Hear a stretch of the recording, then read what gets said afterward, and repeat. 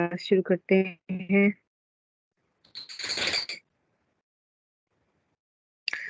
सूरत रात का मुताला चल रहा था हमारा, आयत नंबर 31। एक मिनट, ये रिकॉर्डिंग हो रही है। आयत नंबर 31 शुरू करते हैं। आऊज़ु बिल्लाहि मिनश शैतानिर रजीम, बिस्मिल्लाहिर रहमानिर रहीम। वलौ अन्न क़ुरआनन सुय्यिरत बिहिल जिबालु औ क़ुत्तिअत बिहिल अर्दु औ कुल्लिमा बिहिल मौता बल लिल्लाहिल अम्रु जमीआ अफलम ययअसिल्लज़ीन आमनु अन लौ यशाअुल्लाहु लहदन नास जमीआ वला यज़ालु الذين كفروا تصيبهم بما صنعوا قارعة أو تحل قريبا من دارهم حتى يأتي وعد الله إن الله لا يخلف الميعاد۔ اور اگر کوئی قرآن ایسا بھی اترتا ہے جس کے ذریعے پہاڑ اپنی جگہ سے ہٹا دیے جاتے یا ان کی بدولت زمین شق کر دی جاتی اور اس سے دریا نکل پڑتے یا اس کے نتیجے میں مردوں سے بات کر لی جاتی، تب بھی یہ لوگ ایمان نہ لاتے۔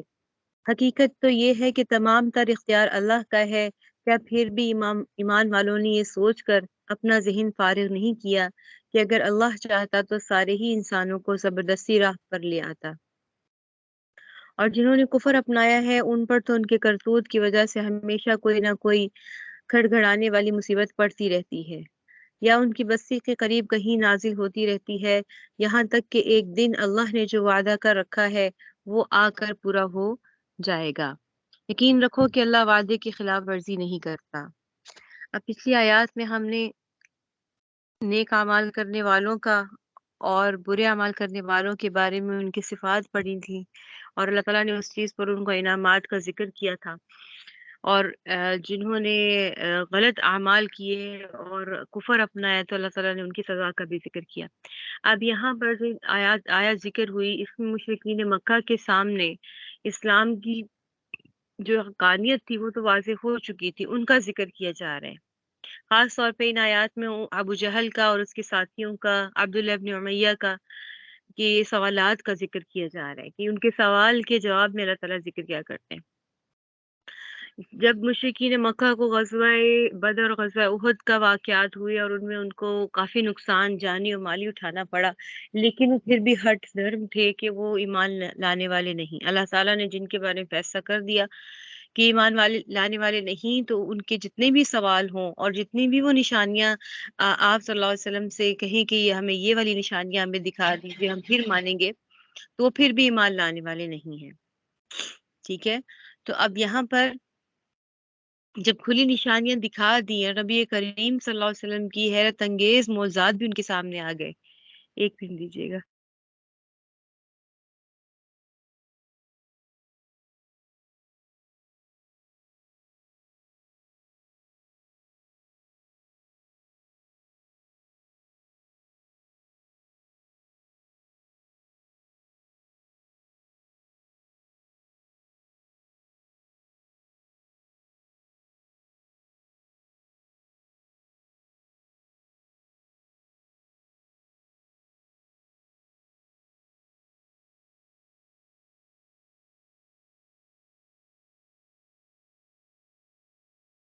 جی،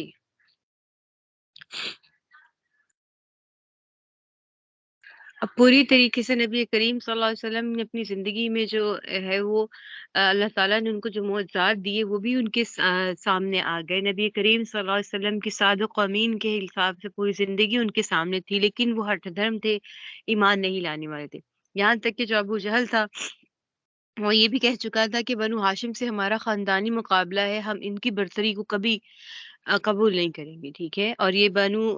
ہاشم اور بنو ہشام، یہ ابو جہل جو تھا وہ بنو ہشام میں سے یعنی اس کے چلتے آ رہے تھے، یعنی یہ بھائیوں کے آگے نسلیں،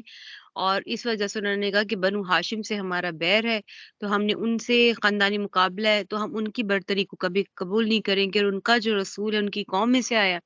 تو ہم کبھی بھی ان پر ایمان نہیں لائیں گے، چاہے وہ کیسی ہی اور کتنی بڑی بڑی نشانیاں دکھا دے۔ لیکن پھر ان کے لغو سوالات اور فرمائشیں اور کس وجہ سے؟ صرف اپنے آپ کو آپ صلی اللہ علیہ وسلم کو تکلیف پہنچانے کے لیے، اور ان کا کوئی مقصد نہیں تھا۔ تو اسی طریقے سے تفسیر بغوی میں بھی ذکر ہے کہ مشرکین مکہ، جس میں جو ابو جہل بن ہشام ہے، عبداللہ ابن امیہ ہے، یہ خاص طور پر ذکر کیے گئے ہیں۔ یہ دونوں ایک روز بیت اللہ کے پیچھے جا کر بیٹھ گئے، اور ان میں سے ابو جہل نے عبداللہ ابن امیہ کو بھیجا رسول صلی اللہ علیہ وسلم کے پاس۔ اس وقت نبی کریم صلی اللہ علیہ وسلم کعبہ شریف میں عبادت کر رہے تھے۔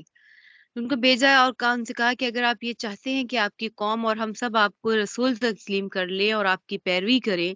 صلی اللہ علیہ وسلم، تو ہمارے چند مطالبات ہیں، اپنے قرآن کے ذریعے اس کو پورا کر دیجئے، تو ہم سب یعنی پوری کی پوری قوم ہماری جو ہے وہ اسلام لے آئے گی، اسلام کو قبول کر گئی۔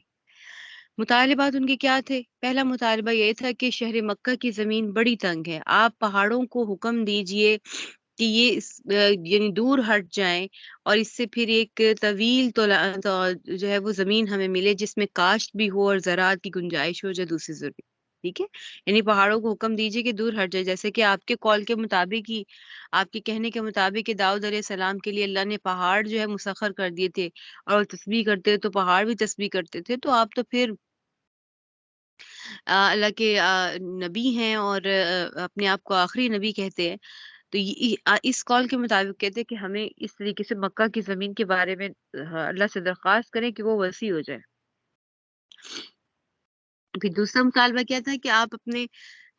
جس طریقے سے حضرت سلیمان علیہ السلام کے لیے آپ کے قول کے مطابق اللہ نے ہوا کو مسخر کر دیا تھا، اور بڑے بڑے فاصلوں کو اللہ نے مختصر کر دیا تھا، تو آپ بھی ہمارے لیے ایسی دعا کریں کہ شام و یمن کے جو راستے ہیں وہ ہمارے لیے ان کے لیے سفر کرنا آسان ہو جائے۔ ٹھیک ہے، اور اس کی بھی زمین کو اللہ تعالیٰ مطلب قریب کر دے، ہوا کو مسخر کر دے۔ تیسرا مطالبہ یہ تھا کہ جس طریقے سے آپ بتاتے ہیں کہ عیسیٰ علیہ السلام مردوں کو زندہ کر دیتے تھے، تو آپ بھی کچھ کم نہیں کر سکتے، یعنی آپ اس سے زیادہ کر سکتے ہیں۔ جب آپ پچھلے رسولوں کا بتاتے ہیں تو آپ تو کر سکتے ہیں، اس لیے آپ ہمارے جو دادا ہیں وہ صحیح ان کو زندہ کر دیجیے، تاکہ ہم ان سے پوچھیں کہ ان کا دین سچا تھا یا آپ کا دین سچا ہے۔ تو اس طریقے کی ان کے یہ جو ہے وہ معادانہ معاندانہ اور ان کی کیا کہتے ہیں عداوت والے کا سوال تھے، اس کے جواب میں اللہ تعالیٰ نے کیا ان کو جو فرمایا قرآن پاک میں